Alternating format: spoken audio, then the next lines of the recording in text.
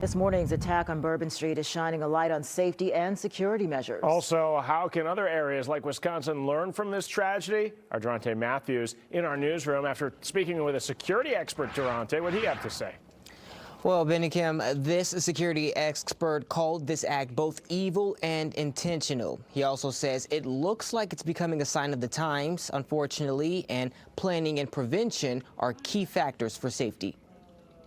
Investigators say this New Year's Day attack on Bourbon Street could be an act of terrorism. I was absolutely horrified. Brian Dorow is a security specialist and owner of Secure Resources Unlimited out of Waukesha. He says Wednesday's attack hits close to home. This is reminiscent of an event we had in Waukesha about 2 years ago. In 2021, Daryl Brooks drove an SUV into the Waukesha Christmas parade, killing 6 people. Dorow says these incidents are becoming more common. After we've seen some of these shootings in school settings, soft targets, crowded places, we should always expect this is going to happen. He says having the mindset that these incidents can happen should pave the way for more preparation. How we're going to prevent it is by the security measures we put in place. Dorow mentioned using deterrents like trucks on the streets, cement blocks, barriers, checkpoints, and more law enforcement in crowded settings. He says there is no industry standard security measures because every area is different. He also says he's an advocate of learning from past incidents and adjusting tactics. As a security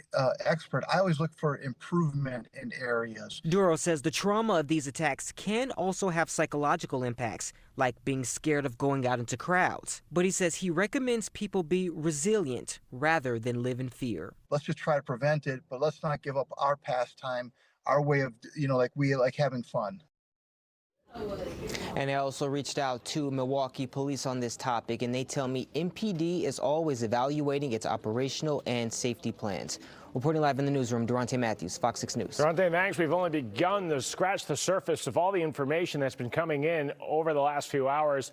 So visit fox6now.com, especially your Fox Local mobile app. You're going to get the very latest about the driver of the truck, what we're learning about his military service, the victims, and much more on what federal investigators have shared.